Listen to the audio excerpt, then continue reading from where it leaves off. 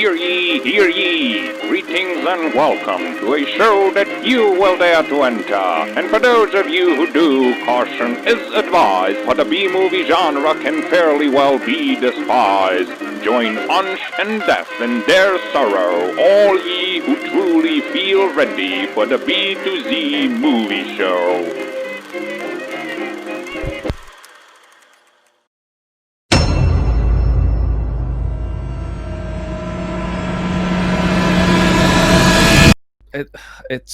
None of it makes sense. All right, we watched The Good Student. Should I now do the synopsis? Yeah. Is that? Can we just end it there? Is that us finished? Okay, right. Bye. Thanks for watching, everyone. There was something particularly interesting about us watching this film, which we'll address for anyone that wonders why the quality of the audio is a bit kind of weird in our screening audio. It's because we actually met up and we actually watched this in my weirdy man cave full of shit films. What a wonderful movie to watch for our first meetup. It's like, wasn't it a film about a middle-aged pervert? Yeah. Yeah. It really would have been awesome if this film just went batshit and it showed his house at the end and he's like wearing a woman's head as a hat and like there's like bones and skeletons, like skin on the wall. Yeah. Body parts everywhere and people hanging from rafters and stuff. He's standing there in his fucking Abraham Lincoln hat. Jerking off, yeah. But if you wouldn't mind, Ansch, could you please give us a brief synopsis of The Good Student? I'll definitely try. Well, the plot is basically a history professor in high school falls in love with one of his students. And then shenanigans, you know. An underage student. Let's just clarify this. His little George Bush fucking figurine thing's doing my head in. Yeah, holy shit.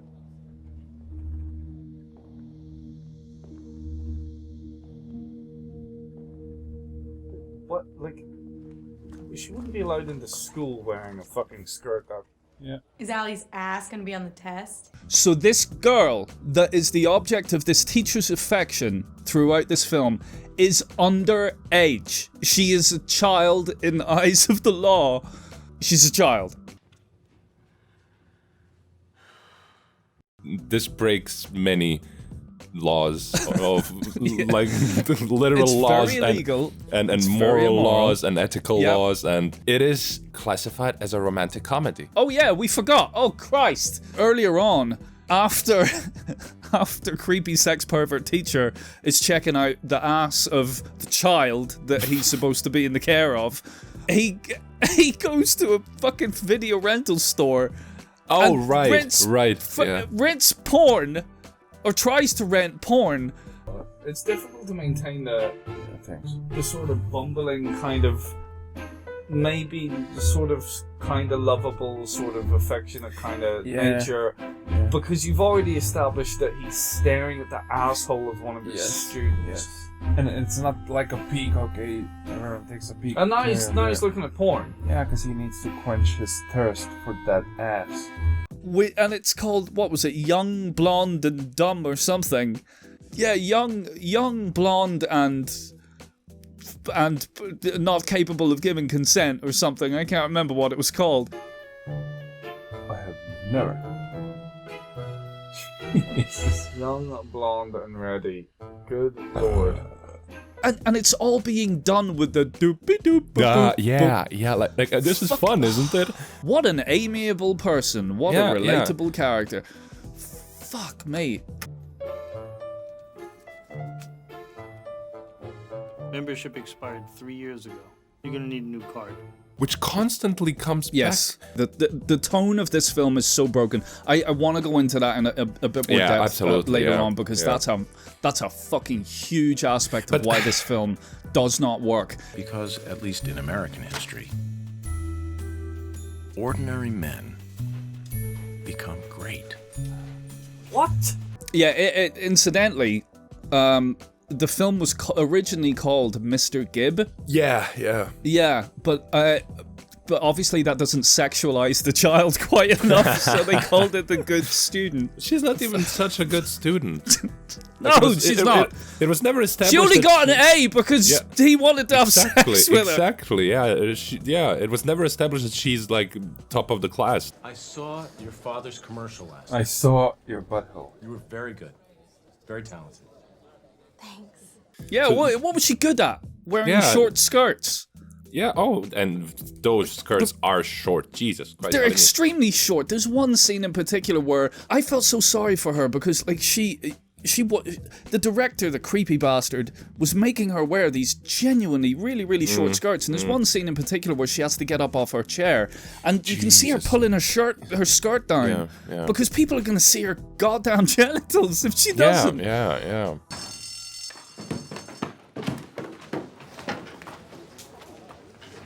So basically, what this film is about is, as you've said, it's about this infatuation that this teacher has for one of his pupils. But he is presented as the protagonist of this film, okay? He is the person that the audience is supposed to get behind. Yeah. And the story is carried through his eyes. And he's also set up as this goofy, lonely teacher. Poor Mr. Gibb. We are supposed to empathize with him, yes, because like he's students down on make his fun luck. of him. Yeah. Well, he's trying at least. Yeah.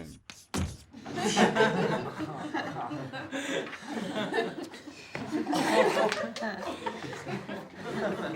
But yeah, so basically, it's a film about a pervert, basically. And yeah, like that's the plot. Like that's the plot. Yeah, this is about a pervert. There's nothing really okay? more complex than that. Yeah. But you're absolutely right. It's listed as on the DVD case here that I have. It's listed as a romantic it's part of the romantic comedy collection.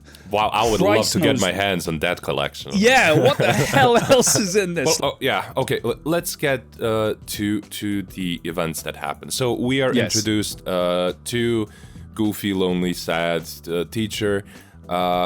His class doesn't respect him really. They threw like peanut butter sandwich at him. He dresses up as Abraham Lincoln. He's very dedicated to his job. He mentions it several times that he loves history. He didn't have a father, so he says for a father figure he looked at founding fathers. My own father left us when I was a kid.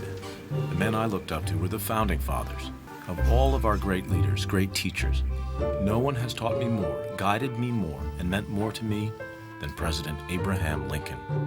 He's very, very into history. Like, I wouldn't be surprised if he just jerked off to, like, books. Oh, totally.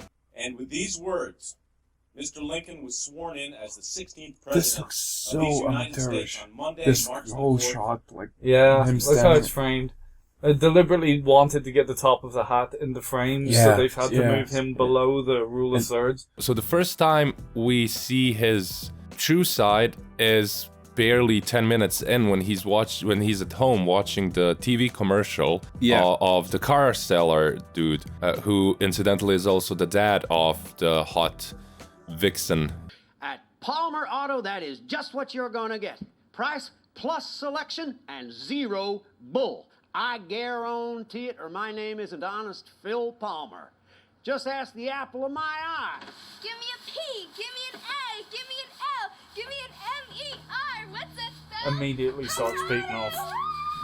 This film, the writing is fucking god awful. Jesus the plot, Christ. the plot, story, and the way it's written and put together and structured is absolutely appalling, right? Yeah. It's so dreadful on so many different levels, right? So, creepy sex pervert has a shitty day at school, right? Getting caught peeping on people by the janitor.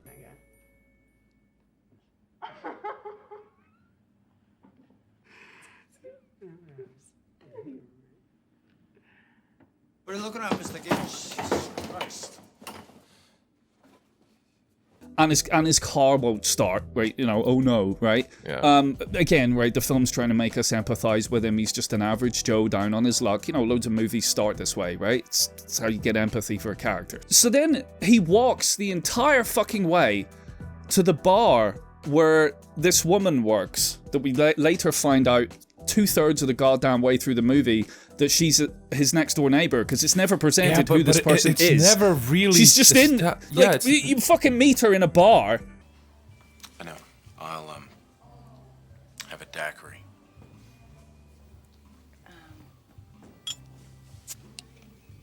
Yeah, and then a couple of scenes later, it's the same woman coming out of his house. What the fuck? Who are you? I made some pasta, enough for 2.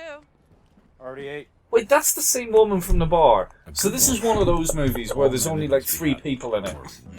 Until 2/3 of the way through the film, where she finally says, "I've been your next door neighbor for 6 years." So, okay, all right then. 6 years I've been your neighbor.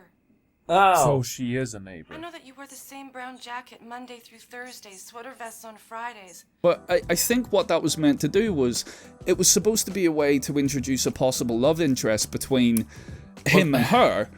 But even that doesn't make sense, because it was the first time she was introduced to the film, so we think she's just some bar waitress. But But then we see her a few scenes living next door to him, or possibly with him, and it's never explained until 2/3 of the way through the film who the fuck she is, when she herself has to verbally introduce herself to the audience for anyone, by saying who she is. Yeah, for anyone watching this movie, I'm his neighbor. God damn it was that's what makes it very difficult to. The whole film's like that. Yeah, and that's what makes it for a difficult discussion, because it's very hard to follow the events through the film, because they're just gibber. It's like hell.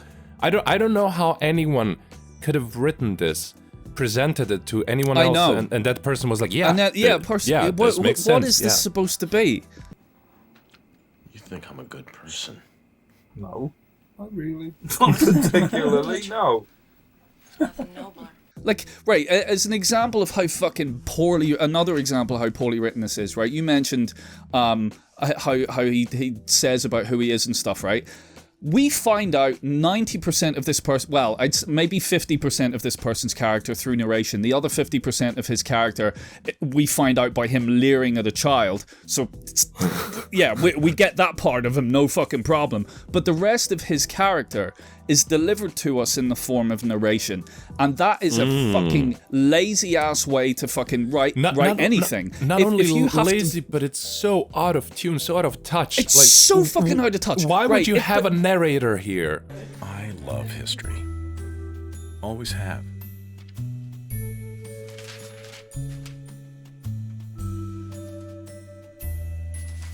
Okay, so we have established, the movie tried to establish the main character, right? And then what happens is, one day, end of his workday, he witnesses that one of his students breaks up with his love interest, the other student, in the hallway. It would be so much more acceptable if it was like, oh, there's the acting. Oh, you see what you're doing to me? You're making a big mistake. Mm-hmm. I see the acting school paid off. And he offers shoulder to cry on and gives her a lift home, right? And when he... this is so weird. When he leaves her at her house, he gives her her test, and of course he gave her an A, because... Because he wants to... because that's how he purchases a blowjob. That's how you purchase a blowjob off of someone that's at school.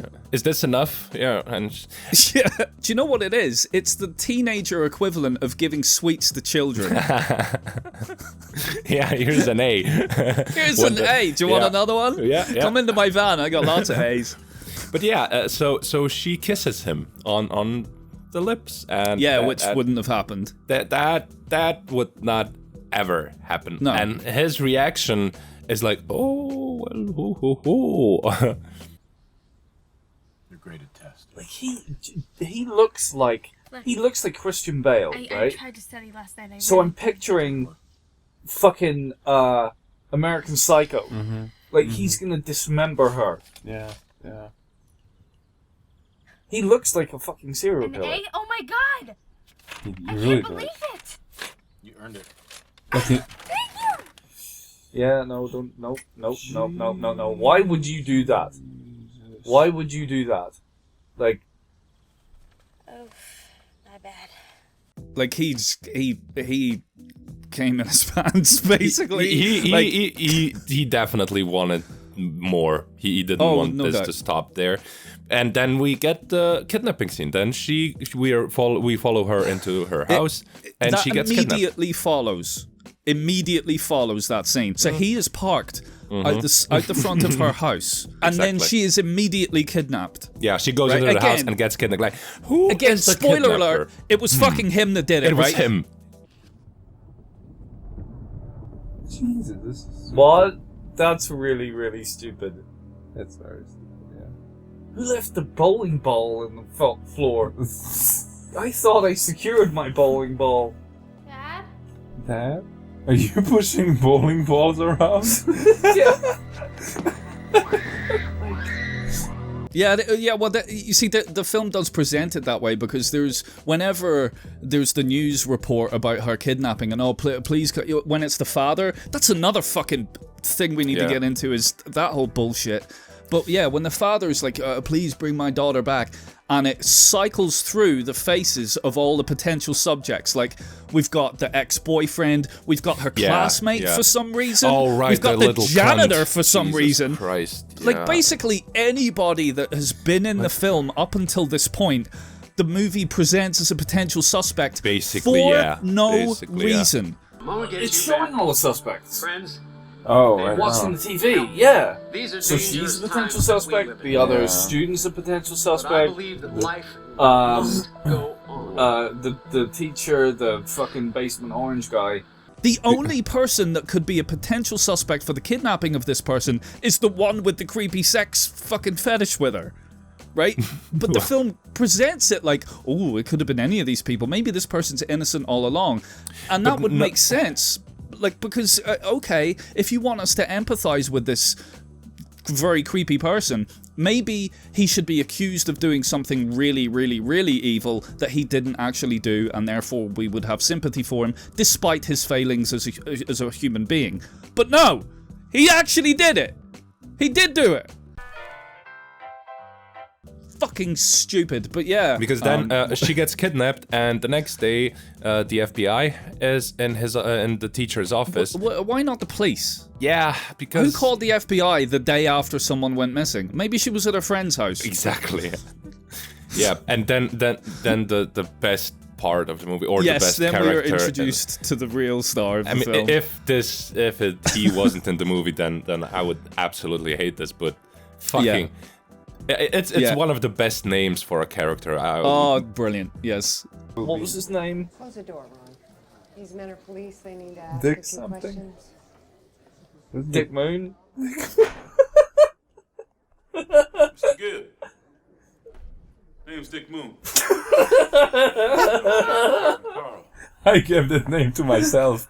Oh my god. And I think we must have mentioned that name a billion times during the movie. God. Because it was the best part to make fun of in the film because Dick Moon and his sidekick, Detective his mute Dick sidekick. Moon, Dick Moon and his weird sidekick detective wife who does nothing in the film. Chauffeur around here. Yeah, it'd be like, I'm sorry, I can't take your question seriously. What did you say your name was? Are you sure you'll keep your name? Yeah. Did you make that name up yourself?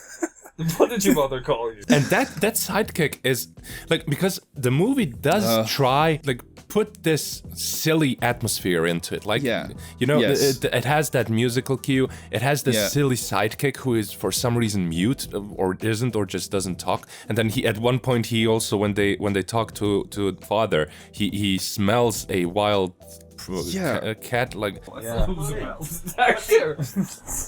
What the fuck? Look at him. Did you see the dude? The look at him in the back. Took her down with a 30. Look at him. Why is he sniffing the cat? Yeah. What is that? Funny. Yeah. Oh, this is funny. I think he was supposed to be comic relief, but yeah. Is it funny that he can't speak? Like, what I thought to myself was, okay, well, maybe something horrible happened to him as a kid and he hasn't spoken since, but Dick Moon felt sorry for him and took him under his wing and then married him. But then again, it was never established that he is a mute. He just doesn't talk. We No, he just doesn't talk. Maybe Dick Moon said to him, like, don't ever talk in my presence, you know? Don't ever speak in my presence. Dick Moon does the talking around here. Put the tortoise down. Okay, I'm sorry. I was gonna You're eat it. shitting me, right? So she gets kidnapped. Immediately, suspicion falls on him. For obvious goddamn reasons, right? Yeah, we have a completely pointless kidnapping subplot. Or maybe that is the plot. I don't know. I don't know what this film's about. Yeah, so, yeah, the father appeals for the kidnapper to return his daughter. And plugs his auto thingy. And there is an example of how just so poorly written this all is. We are slashing prices on the entire inventory. Every car, every truck Like, on the lot. why would you write this into the script? No human being would do this. Like, yeah, no, my daughter's missing, but... Okay, fine. You want this to be some kind of wacky comedy, so that's supposed to be some kind of comedic element or something? No human being in the entire fucking history of the world would ever... plug, like, it's a kidnapping themed used car promotion. No one would ever do that. My daughter's been kidnapped, so I'm going to mercilessly plug my used car sales business. And just watch. Jesus, what the fuck? Bastard! All right, easy there, fucking cowboy. shotgun What the by his hell's the matter front with door. you? Using her like that? I don't know what you're saying. You better drop that frying pan and get the fuck away from my house. You're using her misfortune as a marketing ploy? But yeah, then it follows on from that the creepy sex pervert gets outed in the local newspaper, and the entire school knows about it. Again, what we get is a newspaper photo of them, the kissing scene, right? But it was shot right in front of the car, so someone was standing right in front of the car and took the picture of them kissing. Yep. What? We gotta talk. Oh no, I forgot about that. Nice. That is one sweet... Okay, why is he not suspended or fired straight away? Or under arrest? Right. It's so stupid, and it was established that the little cunt student has a yeah, but how did he know camera? But how the fuck would he have known that it was her? He goes on a fucking because rampage. she has a camera, you know? Because she owns a camera. Yeah, it's the only person that he's ever met that owns a camera. Yeah, so it he must goes be her. up to her. He follows her into the girl's bathroom. Yeah, he follows her to the fucking girl's bathroom and destroys her property and threatens her. Yeah, right. That's so without any concrete evidence that it was in fact her who took the picture. Oh my god! Amber, I know you're in here. Freeze! I want you all to hear this. And now he's gonna physically assault the girl, and no one's stopping him. I didn't print that picture. And not to mention that he's clearly well, it's hinting extremely strongly that he's in a physical relationship with an underage pupil, right? Let's stress that. She's fucking underage. So him and the principal, they kind of have a little bit of a chat in her office, and, you know, he gets suspended slightly. Instead of it being as it would in real life, that he would be fired he would be hard thrown and then, into the deepest hole on God. earth. He'd be fired immediately and then walk outside to a mob of fucking burning pitchfork wielding fucking townspeople with like nooses and shit. But no, he just just take some time off, you know, just to let things cool down. Yeah. Oh, sorry. Oh, wait, I forgot. And the girl's been kidnapped. Oh yeah, right. Remember at this that part? point? Yeah. So here's a guy who's oh my god, almighty movie. I have to suspend you. Give it some time to pass. What? You're gonna suspend him because everyone else... Yeah. Why not just suspend him? A girl is missing. Is the board because of that concerned about that?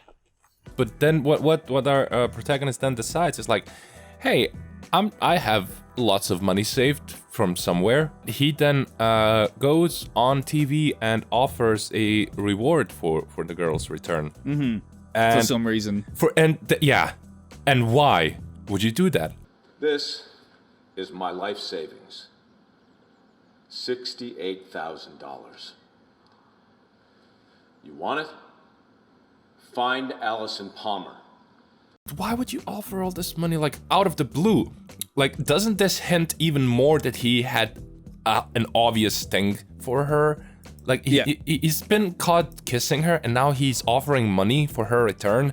Yeah, people, how about we take a closer look at this guy? Because something's wrong here, okay? That usually people don't just offer their life savings for their student. When Allie gets home safely, this money is yours. You brave son of a bitch. Well, one of the other kind of terrible subplots in this film is, like, shortly after that whole thing, we see the worst night for day that I have ever seen in a film. Ever. And that's, like, we're fucking lovers of bad movies and B-movies, and Night for Day is used constantly in these films. This film has the worst example of it ever, because all they've done is they've dropped the saturation, they've lowered the contrast and the brightness, and they've put a fucking vignette on everything. I have never seen that. I have never seen a vignette for Night for Day. It's so bad. Oh, look at the vignette. Get that piece of crap out of here or I'll call the cops. It's practically black and white. Oh, look at God, this. It's too much. Oh, it's Night for Day. Guys like us. Oh, Yes. God. Yes. Please, Ronnie. But they've done it with a vignette. Look, Yeah, the center of they've the done it screen with a is vignette, lighter than yeah. anything else. Oh, Jesus. Look at his face. Is like, oh, yeah, there's different shading on his fucking head. How do you live with yourself? And then you see the father come on scene, and he's like, fucking looks at the guy lying against the car, and he walks into the bar, and there's bright goddamn daylight streaming through the... It's obvious, like noon. Yeah, this is meant to be nighttime. But look, it's fucking broad daylight coming through the windows. Sunshine. Oh my God, movie. 2 jumbo fries. Okay, that is brilliant, dude. The next scene after that, the father goes to the fucking video store, and him and the girl behind the counter, the one with the camera, start flirting heavily with each other in full view of everyone else in the fucking store. So, when is this one due back? midnight.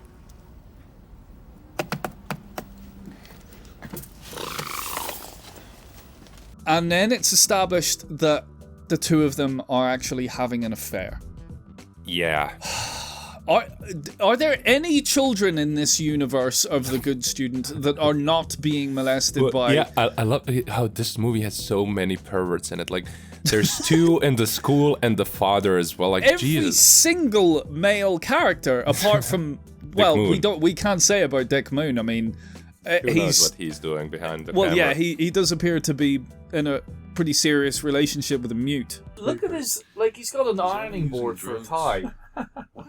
Any reason? Look at the expression on his face. Friends? Was she depressed? What in Christ are you talking about? Then the little camera girl, she, I don't know why she goes to the father's home, but she finds the father having sex with her mother. With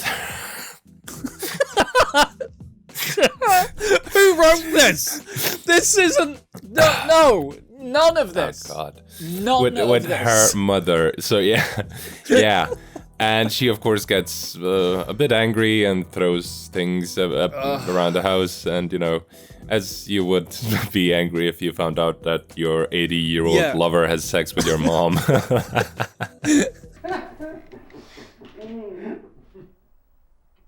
Mom? Amber! You slimy... Sweetie, come on. Hold on. I think that was the point at which they notice someone has stabbed a note to his car or his tire or something. And then that whole then fucking subplot begins, which is the big meetup, you know, the drop-off. Where the money's... Oh, wait, hold on. No, before that happens, the father goes to the creepy sex pervert's house. And it says, okay, this kidnapper, the person who wrote this fucking ransom note, says that he wants you to hand the money in. So I need you to do this to get my daughter back. And even though creepy sex pervert has already said, okay, I'm willing to give $60,000 to the person that brings this girl back, when it's the father of the girl that comes and asks for help, he sits there and goes, your daughter, I don't know, nothing to do with me, why would I care? And then eventually, then he barters for that girl's life with the value of the Jeep that he bought off of him. It's like, what the fuck? You wanted a ransom note? There it is. Some fucker's got my little girl. If he wants Gib to show up with the money, that's sure as shit what's gonna happen. Am I right, Ron?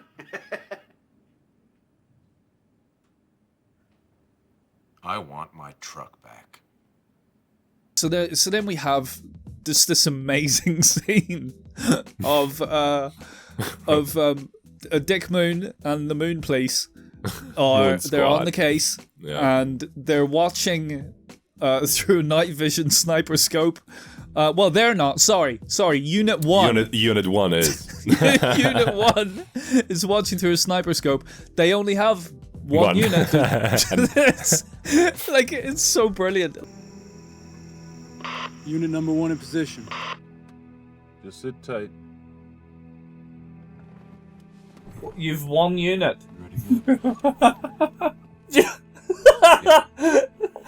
You should have just said, yeah, this is Jim, I'm here.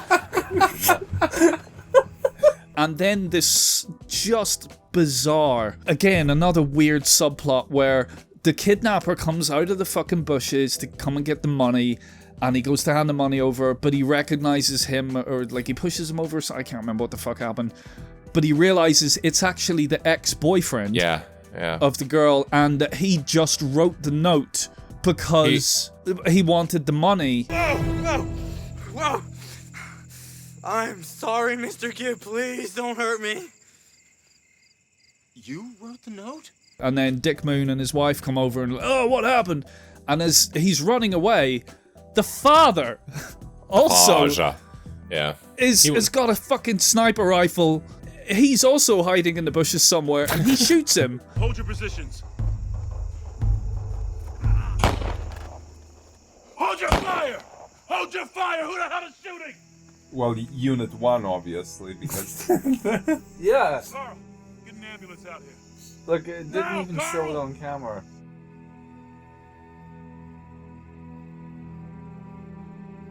Oh no, it's the father. What? Yeah, but why would he do that when... Well, yeah, because now if he thought this was the kidnapper, now you never will know where she is. Yeah, now you're never gonna know where she is. You killed the only source of information, you know. What were you thinking?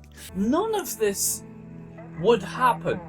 Yeah. None of these people's decision, like, why would he decide to do that? Well, and then the kidnapper releases the girl. Yes, because then she turns up home. Oh,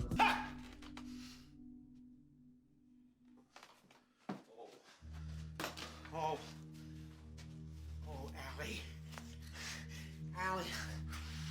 Oh, Jesus.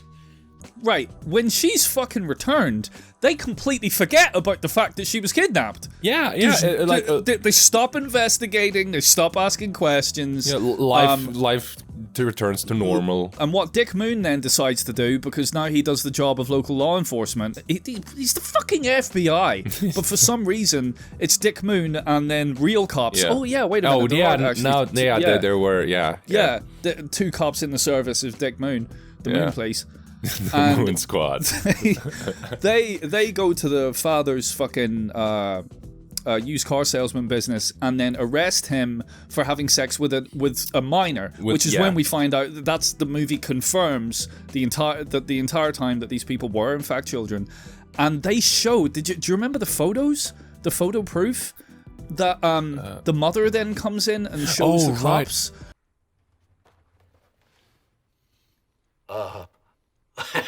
Is this really supposed to be comical? Fuck. Like, ow! I don't know. Tiff! He shows the photos, and it's like photos of the old guy and the kid, like dressed in pajamas, and they're pillow fighting or something. It's the weirdest thing because she really does look like she's about 10 years old. And then as they're carting him away... Oh, right, yeah. Then it cuts to Mrs. Moon, and he starts doing this weird maniacal breath laughing. What the fuck?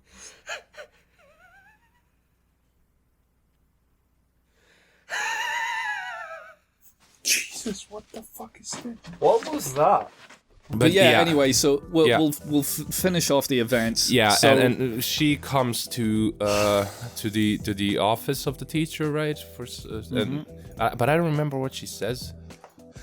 She's really, really like, she's so obviously suspicious of him, and she's like saying things like, "I don't know why I was kidnapped." Hint, hint. I wish I could just know, hint, hint, like looking at him like, I know it was you, I really strongly suspect it was you, I'd like you to admit it to me, instead of just being like, terrified, and being like, I strongly suspect that this person that I am alone in this room with was the person that kidnapped me. But no, she does all this cryptic bullshit because maybe she kind of fancies him a little bit, or fucking whatever. You know what the funny thing is, though? I don't hate him. So he gets in the fucking truck. The next door neighbor, out of nowhere, carries 2 like purse-sized fucking bags with her. Gets in the truck and is like, "Okay, let's go." Like they're just gonna literally just drive off into the sunset. Yes, so now they're a couple. Yeah, now they're together or something, and she's completely uninterested with the infatuation that this man has had with a child. He was a prime suspect, if nothing else, for absolutely, a kidnapping that wasn't resolved. The kidnapping was never resolved, Yeah, and also the boy being shot in the shoulder was never... Yeah, fucking hell! They came and arrested the father for having sex with the kid. Okay, good job, Moon Police. Well done, you've done that correctly. But you're not interested in the fact that who shot the kidnapper. I hope you find what you're looking for. This is such a weird movie. Nothing actually. Nothing of importance happened. No! She was kidnapped for no reason. Right, so number one, you should be under arrest for pretending to be a kidnapper and for extorting money from the fucking parents of someone, right? You should be in fucking jail, number one. Number two, the father should be arrested for fucking shooting you. And number three, the fucking cops should be asking more questions about who the hell kidnapped this kid to begin with. But all of it is just completely ignored and forgotten. Like Dick Moon was like, "Our job here is done," and he flew to the moon. He flew away.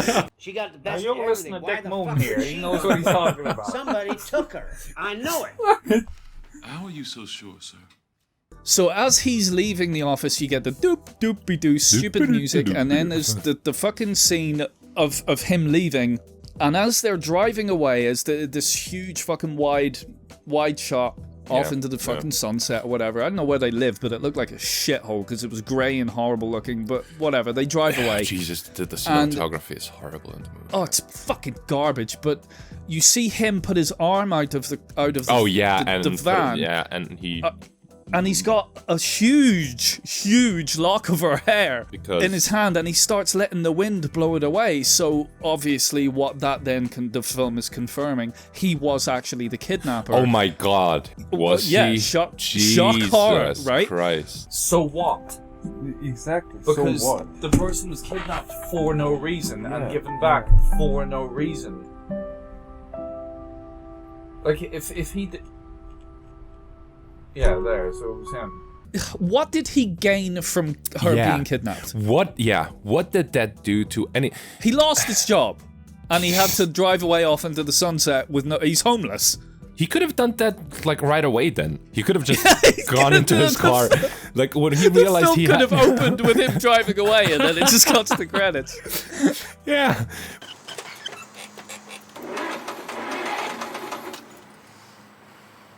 And this is the weird thing, okay? If you think back to the scene where she kissed him on the lips, he had already decided to kidnap her at this point, right? That he was going to drive her to her house and kidnap her in her house instead of just subduing her, down a country lane and then driving her to wherever the fuck it was that he had her stashed. He drove her to her house with the clothes that he was going to get changed into as a kidnapper with him, and his bowling ball and the bowling ball bag. Right? And he took all of these things into the house after letting her go into the house. What if her father was home? What if her mother was home? What if someone else was home? Right? There's any number of reasons for why this was a fucking stupid idea. Why? Why did you do that? What was your motivation for kidnapping this person? I'm in the market for a new car, and I was thinking of going to see your father. Could you fart my face afterwards just to be okay? Could I smell your feet, Yeah, please? could you fart inside the car before I buy it? Well, we can now transition into the tone of the movie because the tone. I mean, we touched a bit on it, but they so forcefully try to make this a wacky comedy. Yes. And how in your right mind would you think kidnapping and underage infatuation? Infatuation's like a grown man having an infatuation with someone that is legally a child. Yeah, that's not ground for a comedy.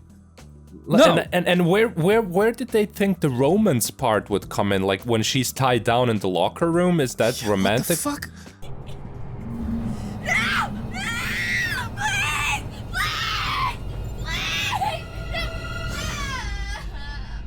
But no, they should have gone either way. Either really make this very, very silly and wacky, or make a dark thriller. Yeah. But it turned like it starts off with him being a bumbling, relatable person and stuff, and don't show him openly leering at fucking children and stuff. But then just have the kidnapping happen, and then it becomes very dark, and then it turns out at the end of the movie that he's a fucked up psychopath, but he got away with it. Yeah, that would be a fucking film, right? Well, not this. We fixed it. we did, right? I always eat oranges after I kill him, like a little girl. You know what I love? Movies about kidnapping girls and oranges. Sometimes I watch the movies while I eat oranges. You should come down here more often. We got a lot we could discuss. We could watch a movie together. We could watch a kidnapping movie together and eat oranges. Yeah. You want to wrap it up? I guess. Because I feel like, it's weird. It's like we've been talking for almost 2 hours, and I feel like we have not said anything meaningful because there isn't anything meaningful to be said about this movie. There's been no resolution. There's no resolution. Nothing. I don't feel fulfilled. I don't feel exactly. You know how usually when we have the discussions, you feel like, okay, we've said everything there needs to be said, and we've wrapped it up. Yeah. But now I feel like nothing has been done. No, it just maybe this is the natural response to trying to dissect a film that inherently has just emptiness inside of me. Yeah, like you can't make sense of it. So then thank you for fucking ruining my Sunday. The good fucking prick of a film. But I know I don't have to, but I will ask you then. What are your thoughts on the movie? Would you recommend it? Oh, definitely. I thought it was wonderful. Right? 10 out of 10. No, definitely not. Well, no, actually, if I'm being completely honest, I would recommend this. The only people that I would recommend this film to are like film students, as an exercise in how the improper use of tone in the film can make you look like you want to have sex with children. How do I feel about this film? I think I wrote down actually how I was feeling. This film made me feel genuinely uncomfortable. This film is according to my notes, I didn't enjoy it. My notes say I don't like it. Oh, listen to the music. This is wrong. Bum, bum, boom, bum, bum. Oh my god. But no, I wouldn't particularly recommend this film to anybody. No. What about you? Yeah. No, it's honestly, after we first watched it, I kind of liked how weird it is, because I kind of liked how it engaged me in trying to put reason into it, and I liked that exercise of it. But as you also said, watching it the second time, it just left me completely dull and no, I particularly didn't hate it as much. Again, I'm completely at a loss for. It's one of those movies that you're just, why, you know, why exactly? Why was this fucking made to begin with?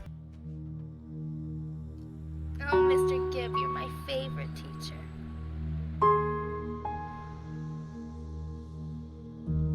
I would not recommend it to even watch it with buddies to have fun, because all it will do is make you feel uncomfortable, and you will end up, wow, we wasted fucking an hour and a half of our lives that we'll never get back, and it's horrible. It's a mess. It's a train wreck. I hate how uninteresting it is. You know? It's I totally agree. I hate how there's no, like as you said before, I hate how there just isn't any resolution, that there isn't a reason or meaning behind the events of what happens. Yeah. I'm cool. So this movie literally is meaningless because nothing nothing really happened. Yeah, he got arrested. Yeah, well, that was it. But it's not an empty film, but it may as well be for all that it gives its audience. I would love for the movie to have evoken any emotional response in me, but I just literally, it's just complete. It's like being depressed, you know. Being depressed but not wanting to kill yourself, so you're stuck in this limbo of just of complete indifference and apathy and just fucking that's this movie. So that is the power behind the good. My bald head resembles a moon. That's why I chose it. Yeah, my fingers look like this. Got a question or a statement? Do you know what? It would be so good if he said his name all the time. Like, you can get this past Dick Moon. I'm Dick Moon. I'm the one asking the questions. Yeah. Dick Moon will find the girl. Yeah, he talks about himself. Just third person all the time. Dick Moon's on a case. My savings.